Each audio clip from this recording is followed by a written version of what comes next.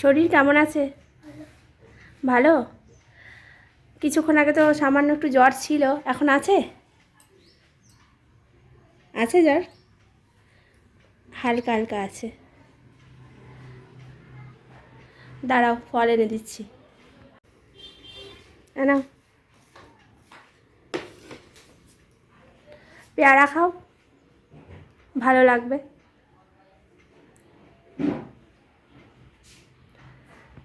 আজকে তো স্কুল হয়নি, আজকে তো পুরোপুরি স্কুল ছুটি।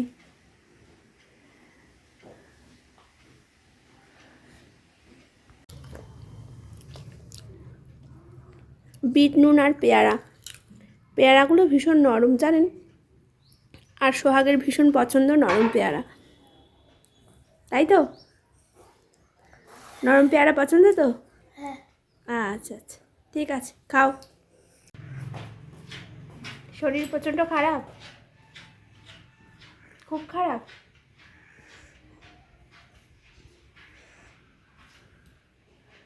হ্যাঁ, এখনও অনেকটাই জ্বর টর আছে।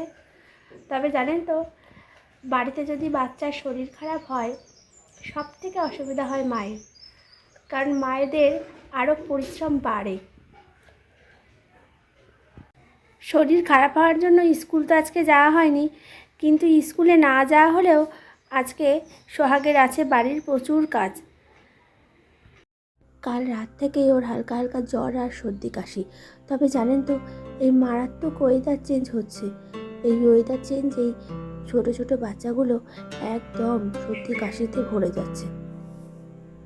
ভোরবেলা করে চলেছে ঠান্ডা, আর জানেন তো সারাটা দুপুর জুড়ে চলছে রোদের ঝলক, আর এই রোদের মধ্যেই চলছে গরম।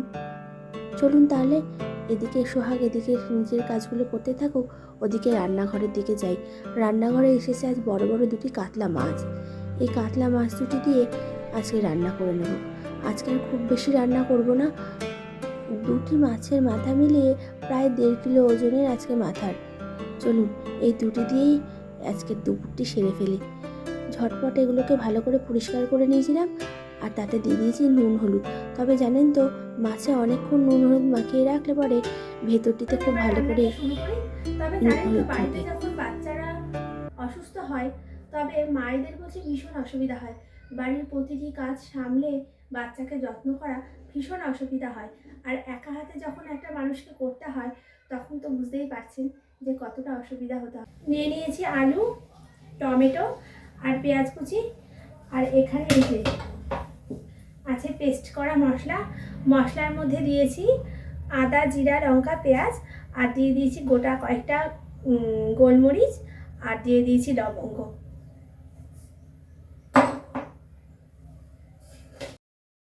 গোটা মাছের মাথাগুলোর ওজন প্রায় বললাম 1.5 কিলো। তবে জানেন তো, এক একটি প্রায় আমার ওই কড়াইটা ভর্তি হয়ে যাবে, বেশ বড়ই। তবে এই মাছগুলোকে রান্না করতে একটু অসুবিধা হয়, তবে এর ভেতরে যে ঘিলুটি থাকে না, ওটি বেশ সম্পূর্ণ ভালো থাকে। আপনি যদি কাটা মাছের মাথা নিয়ে আসেন, তখন যে মাছের ভেতরে যে ঘিলুটি থাকে না, সেটি একেবারে নষ্ট হয়ে যায়। তাই চন্দনকে বললাম আজকে এই মাথাগুলোকে কাটার কোনো প্রয়োজন নেই, ব্যাস এখানে একটু কড়াইয়ে চাপিয়ে দিয়েছি। তবে জানেন তো, একটু সময় লাগে এই মাছগুলোকে ভাজতে। মাথাগুলোকে এক এক করে লাল লাল করে ভেজে নেব। সোহাগের জ্বরটা জানেন তো একটু একটু করে বারবারই আপ ডাউন করছে। ওয়েদারটাই এখন এরকম যে প্রতিটি ঘরে, শুধু সোহাগের নয় জানেন, এই আশেপাশে যত বাচ্চারা আছে তাদের মায়েদের যদি একটিবার আপনি জিজ্ঞেস করেন যে কেমন আছে তারা, তবে ঠিক আপনাকে একটি কথাই বলবে যে সর্দি কাশিতে ভরপুর। চলুন আরেকটা মাথাও দিয়ে দিয়েছি কড়াইয়ে। প্রথমের মাথাটি ভাজা হয়ে গেছে। তবে জানেন মাথাটা কত বড়, আর ভেতরটা হবে সেই যে এরকম লাল লাল করে ভাজা হয়েছে। আপনি যদি একটু উল্টে পাল্টে না দেন, তাহলে বলছি তেলটা ভালো করে ঢুকবেও না, আর মাছের মাথাটাও ভেতর থেকে খুব ভালো করে ভাজা হবে না।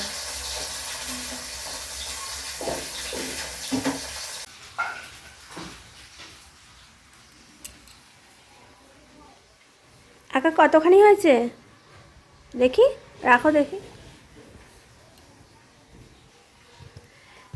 আঁকাটা কেমন হয়েছে কমেন্ট করে একটিবার জানাবেন। আরেকটিবার দেখাবো আপনাদেরকে যখন রঙটা পুরোপুরি কমপ্লিট হবে। এখন রঙ করবে নাকি? করবে এখন? আচ্ছা ঠিক আছে, করো তাহলে। সোহাগ এদিকে তার নিজের কাজগুলো কমপ্লিট করুক। চলুন রান্নাঘরের দিকে আবার যাই। রান্নাঘরে তো ওই মাথাটিকে চাপিয়ে দিয়ে গেছি কড়াইয়ে, তো সেটি আবার দেখছি যে কি হলো। তবে জানেন তো মারাত্মক তেল ছিটকে ছিটকে আসছে। তবে রুই মাছে যেরকম মাথার মধ্যে অনেকটা অংশ থাকে, কাতলা মাছে বলছি একদমই তা থাকে না। তবে কাতলা মাছের মাথার ভীষণ স্বাদ হয়। জানেন তো এই মাছের মাথা দিয়ে মুগ ডাল করলেও খুব ভারী সুন্দর লাগে, বেশ ভালো হয় খেতে। চলুন এটাও মনে হয় ভাজা হয়ে গেল। তবে এত বড় মাছের মাথা আজকে রান্না করা হয়েছে, ভাবছি ওই একটিই করব। আর রাতের বেলা ওই একটি দিয়ে মুড়ি ঘন্ট করে দেব। সোহাগের ভারী পছন্দ মুড়ি ঘন্ট। মাছের মাথা থেকে দেখছি কড়াইটা ছোট হয়ে গেছে আমার। মনে হচ্ছে আর একটি বড় কড়াই আমাকে কিনতে হবে শুধু এই মাছের মাথা ভাজার জন্য। জানেন তো যতবারই চাইছি উল্টে পাল্টে নাড়তে, কিন্তু কিছুতেই সেই মাথাটি আর উঠছে না। এই দেখুন মনে হচ্ছে কড়াই থেকেই বেরিয়ে পড়বে। আমাদের এই বাড়িতে চন্দন, সোহাগ আর আমি মিলিয়ে প্রায় 2.5খানা মানুষ। তবে জানেন তো কেউ যখন অসুস্থ হয়ে পড়ে ভারী দুঃখ হয় তখন। বার্ধক্যজনিত কারণে আমার শাশুড়ি মাও সেরকম কোনো কাজ করতে পারে না, তা পুরোটাই আমাকে করতে হয় একা নিজে হাতে। এই দেখুন না, আজকে সোহাগের শরীরটি খারাপ হওয়াতে আমার যেন চারপাশে একদম অন্ধকার হয়ে আসে। তাই আজকে যতটা পারছি একটু কম রান্নার মধ্যে দিয়েই চলছি। অন্যান্য দিন ডাল, ভাজা, একটি মাছের তরকারি এরকমই আমাদের বাড়িতে নিত্যদিন চলে। তবে আজকে আর সেই ব্যবস্থা রাখিনি। এই মাছের মাথা দিয়েই আজকে দুপুরটের আমরা খাওয়া দাওয়া শেষ করব। এই খুন্তি দিয়ে মাছের মাথাটাকে আর আমি উল্টাতে পারলাম না, তাই হাত দিয়ে এই গরম মাছের মাথাটাকে ভালো করে উল্টে দিলাম। না হলে ভেতরে যে মাছের অংশটি আছে সেটি আর ভাজা হবে না, আর ভাজা না হলে বেশ একটা কাঁচা কাঁচা আষ্টে গন্ধও থাকে। চলুন মাছের মাথাটাকে নামিয়ে নিয়েছি, এবার এক এক করে আলুগুলোকে ভেজে নেব। আলুগুলোকে তো আগেই কেটে নিয়েছি, দাঁড়ান একটিবার আপনাদেরকে দেখাই কীরকম ভাজা হলো। এটা ভেজে নিয়েছি।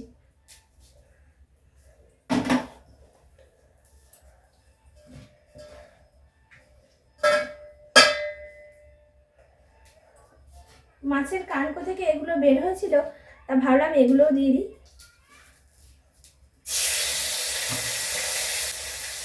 এই যে আমার সোহাগ এসেছে রান্নাঘরে, খুব শরীরটা খারাপ। কেমন লাগছে? ভালো লাগছে? আচ্ছা ঠিক আছে, ঠিক হয়ে যাবে আস্তে আস্তে শরীরটা। কিন্তু জানেন তো দুরন্ত করা একটুও কমছে না, দুরন্তটা ঠিকঠাক রয়েছে। এই যে এত শরীর খারাপ তবুও এই যে একটি সাইকেল আছে ওর, সেই সাইকেলকে নিয়ে সারাদিন যুদ্ধ চলছে, তার সঙ্গে যুদ্ধ। যাও যাও একটু রেস্ট নাও, যাও। মাছ খাবি? এখানে যে আলুগুলো আছে আলুগুলোকে একটু ভেজে নেব।